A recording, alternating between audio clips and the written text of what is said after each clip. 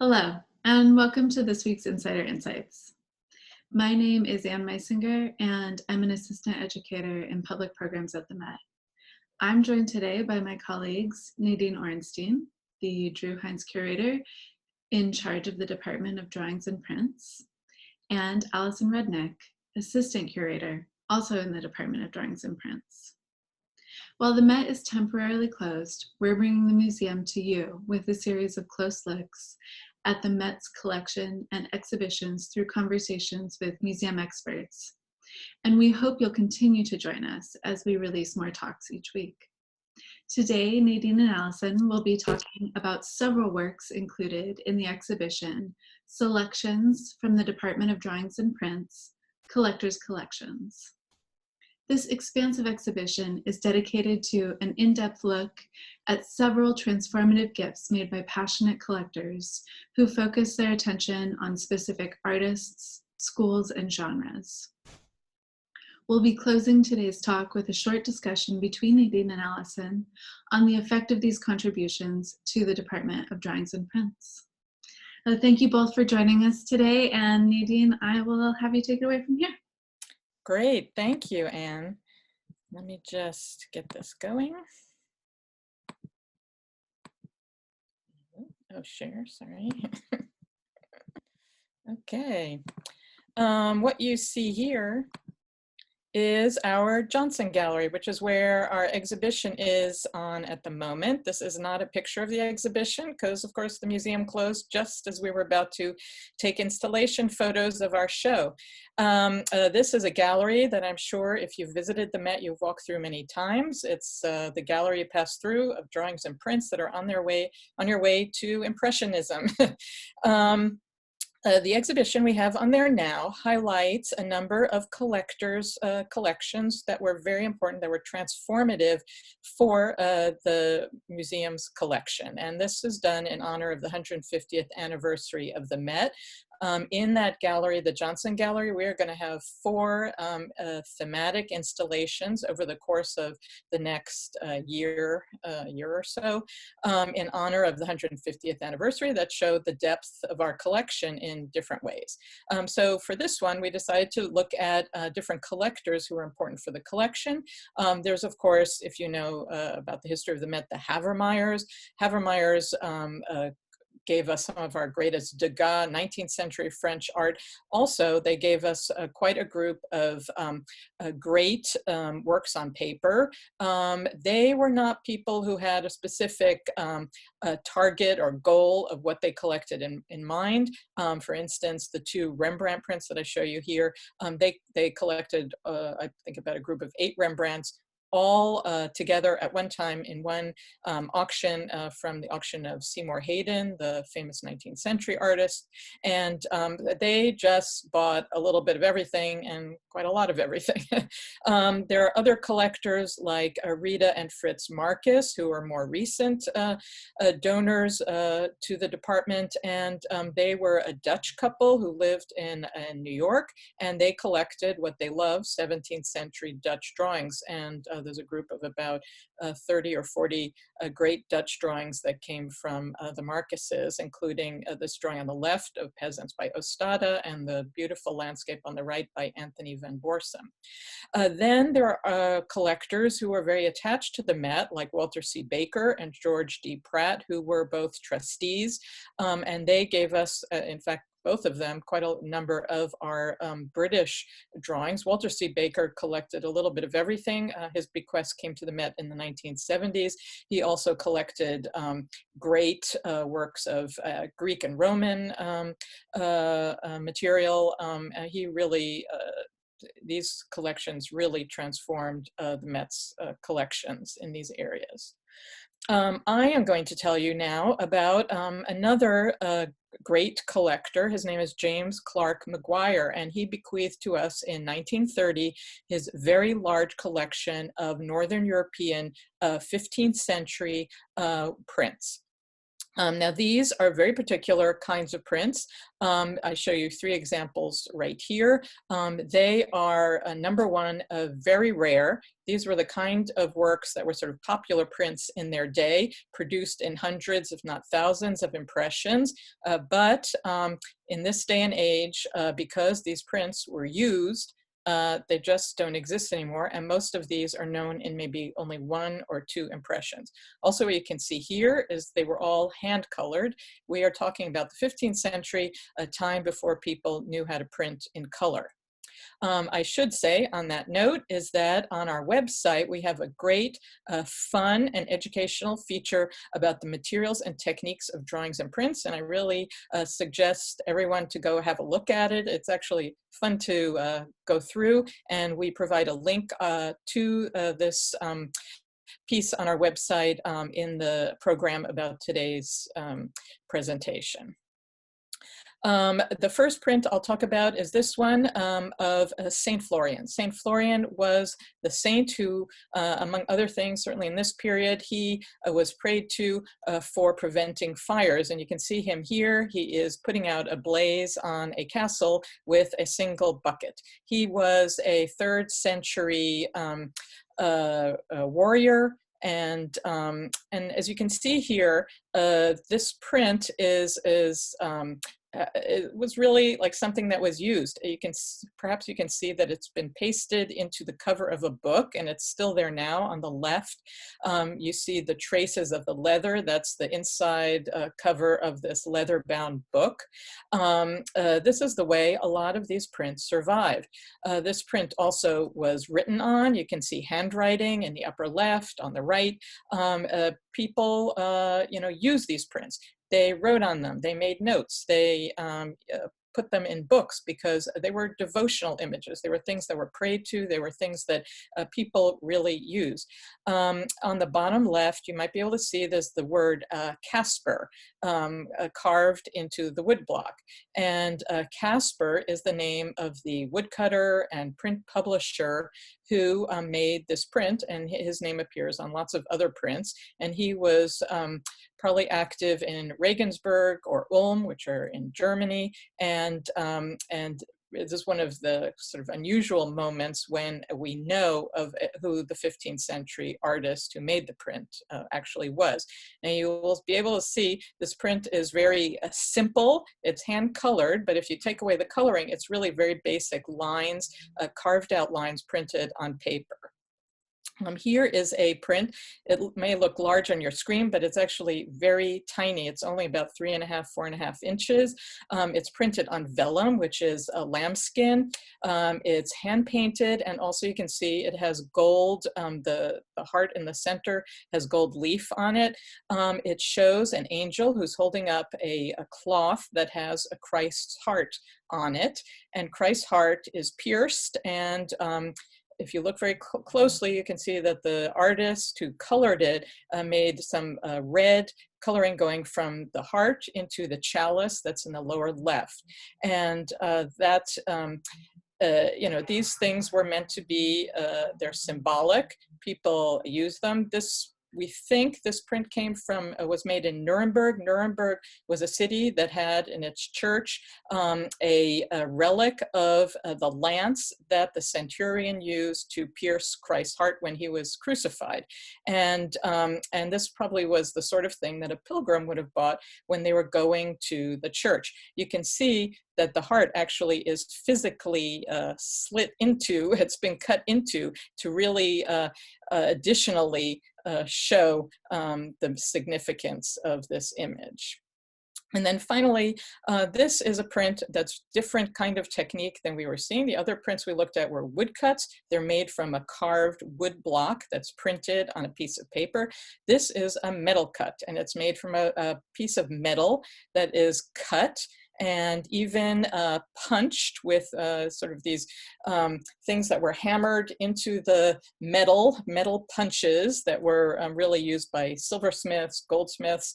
And you can see in the detail that I show on the right, all the little dotted patterns, that is made from the punches. And you can see what they did was they really tried to articulate the image with all of these different kinds of textures and patterns. So what I love is the wood, the texture of the wood in the background that is done in one way, and then patterned against the texture of the stockings and the texture of the clothing. And it's really wonderful. And then on top of that, it's hand painted. So this again is a 15th century print. It's made by an artist who we call the Master of Jesus in Bethany. And this is sort of typical for this period. We don't know the actual names of these artists, but we can tell that there are a number of works done by the same artist. So we give them a name they're named after, like one of their most famous works. Now I will pass it over to Allie, who will tell you about some other collectors in the exhibition. Great, thanks so much, Nadine. I'll be discussing two works that are part of a large group of 19th century silhouettes that were bequeathed to the Met by the collector Mary Martin in 1938. Martin was an avid collector of silhouettes, which are a type of portraiture based on the subject's profile and typically cut from paper that's been hand-colored with black ink. Silhouettes were a very popular form of portraiture in Europe and the United States in the 19th century and were more democratic than portraits made in media like painting. Members of different strata of society, not just the most wealthy, could afford them because the materials involved in making them were relatively inexpensive. The work that we see here is made by the artist Auguste Edouard, who was one of the foremost silhouette artists of the 19th century. Edouard was born in France, and he traveled around the United Kingdom and the United States during his career, creating thousands of silhouette portraits, including portraits of well-known figures. The subject of this work is Sir Walter Scott, the famous Scottish author of novels like Ivanhoe, Rob Roy, and The Lady of the Lake. And Scott was also a scholar of Scottish history. So Edouard has decided to show him here in the process of writing. He's holding a quill pen, he's sitting at his writing desk, and opposite him on the table is a small stack of books. And so all of these attributes are meant to communicate Scott's profession as a writer.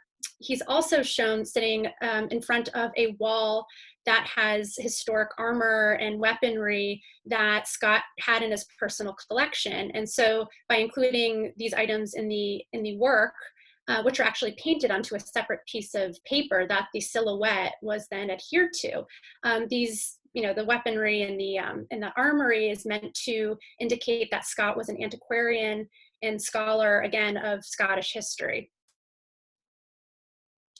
Here we have a multi-figure composition by Edouard in which several figures gather in the family parlor around a scene that is emanating from what's called a magic lantern.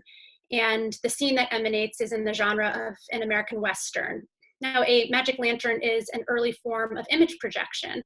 And in the center of the composition is a man who's operating the magic lantern. To his immediate right is a nurse who is holding up a child whose arms are raised towards the projection in excitement. At the lower left, there's an elderly man who's seated, and he is operating a sarinet, which would play music to accompany the entertainment. And just above the man playing the sarinet is a young man who's peeking cautiously from behind a door. And this man's features and clothing suggest that he was likely a servant of African descent. Now, in addition to donating a large group of 19th century silhouettes like this one to the Met, Mary Martin also established a fund that has allowed the museum to acquire other silhouettes and cut paper works, including works by the contemporary artist Kara Walker, who engages the silhouette form to explore issues of race, slavery, and memory, and create scenes that are much less rosy and oftentimes much more disturbing than ones like this. And you can explore Kara Walker's works on the Met website. The installation also includes several cards that were made around the same time as the silhouettes that I just discussed in the early to mid 19th century, but in Biedermeyer-era Vienna. These cards were among the very large gifts that came to the Met in 1981, donated by collector Jean Riddell, whose passion was collecting greeting cards, valentines, and other types of ephemera of the 19th century. The cards are expression of love, they express friendship, well wishes, and other messages, and were exchanged in the same way that we exchange greeting cards today. The cards contain images of doves, like the one on the left here, as well as flowers, as in the cards on the left and at center. And these would have been understood during the time as, symbols of love and friendship. And the card at the right contains antique ruins, like a broken column, which was in keeping with popular imagery of the day. The cards were made in the workshop of Johannes Endlitzberger, the premier producer of cards of this type during the period. The jewel-like cards each measure around 3 by 4 inches, so they're quite small, and they represent the height of craftsmanship and artisanship. They're made of silk and precious materials like mother of pearl, which you can see in the card on the left. The envelope's made of mother of pearl, as are the petals of the flowers in the card at center. But most of their elements actually are formed out of hand-painted paper, which is quite extraordinary. Even the text is meant to mimic printed text, but is actually also hand-painted. It's nearly impossible to detect the material composition of these cards with the naked eye, but before the museum closed, I had the privilege of inspecting these cards under a microscope with my colleagues in our paper conservation department, and it was only under the microscope that we were really able to determine some of the materials that were used to make the cards. So that marks the end of our presentation, and now Nadine and I will have a brief conversation about the collectors behind these works that we just discussed. Hi. Well, I think what's interesting about the group that we actually chose today is that they're all, in their day, they were all really like cheap prints, or cheap works, popular works, works that maybe the museum wouldn't have collected because they're as a single work, they're not really sophisticated on their own, but they really make sense as a group and very interesting as representative of what was going on in their period. Yeah, absolutely. I agree. I think one of the unique aspects of the drawings and prints department, and as a curator there, one of the joys of my job is being able to get a better sense of the kinds of works that regular people would have collected and exchanged. And that's just by virtue of the fact that our collection in our department has been built up from these large gifts that were collected by really passionate collectors who loved valentines, or loved silhouettes, for example, or early German prints. And they really do give a better sense, I think, of a visual culture of a period that is sometimes left out of certain museum collections that really, in the early days of the Met, frankly, would have focused, at least in terms of purchases for the collection, on the best of the best, right? So the best examples of a certain type of work. The works that we presented on today aren't necessarily, of the highest quality, but I think that's what really gives them value. And we are lucky and so, grateful to these collectors for having the foresight to collect these works so that the museum can now tell a fuller story of visual culture. Yeah, and I think what this really shows, and what the exhibit as a whole shows, is that there are these passionate collectors of works on paper, and they have a focus. Maybe it's German 15th century prints, maybe it's small collectible cards or valentines, or 20th century something else. They collect in large quantities, and you can do that with works on paper, because works on paper, it's like different than ceramics, different than furniture, because you don't you can put them in a box. You can put many in a box. So you can't really do that with objects or with paintings even. And so our collection, the Drawings and Prints Department of the Met, has really been transformed in many ways thanks to collectors like this who've had a passion about what they collect. Yeah, absolutely. And I think beyond being highly collectible because they're on paper and they're flat and they're portable, um, they were also in their day transportable. And so a lot of these works would have circulated very widely. They would have been exchanged and they would have been pasted into albums, pasted into books, like one of the prints that we looked at today. And so they function very differently from works in other media and tell us about how visual objects actually worked in people's daily lives and how they used them rather than just hanging them on their walls. And it also talks about how differently we appreciate works today than people were using them in their day. So the card, these little sort of Valentine cards or little cards, in those days you would give them as a gift. The same way we get cards now. We look at them and we look at the craftsmanship and we look how we can't believe how well they were done. I mean, we appreciate them maybe in a different way because we're a museum rather than someone who's having them in their home. And the same thing with the 15th century prints, those were devotional images in their day. And now, even though they're not the most sophisticated masterpieces, we appreciate them for the way they were done. And, considering, now we can print something on a digital printer. In those days, people had to carve those wood blocks or make all those different patterns in black and white. And we have a different appreciation today of how they did them. Yeah, no, absolutely. I do think that something that's so extraordinary about all of the works that we looked at is that they're hand done and that they say something about the craftsmanship of a period too. And, as you say, we now will exchange greeting cards made by Hallmark that have been printed. But, before the Industrial Revolution, obviously people were making these things by hand. And so for a museum to be able to collect that type of work and care for that type of work, it's a really important thing because, we do appreciate having a record of how these types of works were made before all of these technological innovations came about, the ones that, we're used to today and rely so much on today. Great. Well, I think we'll wrap it up here. Thank you so much for joining us. And I hope you'll join us again for future programs. Thank you.